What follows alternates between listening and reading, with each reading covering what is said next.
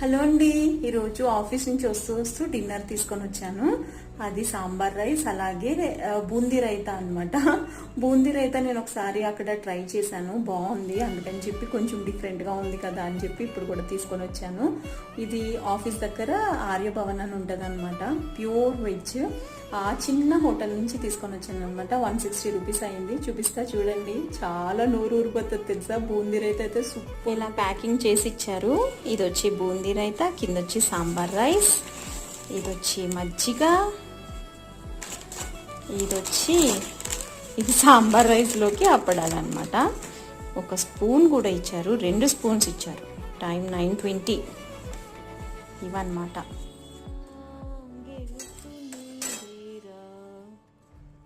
మనిషై తలుకుల తారల్లో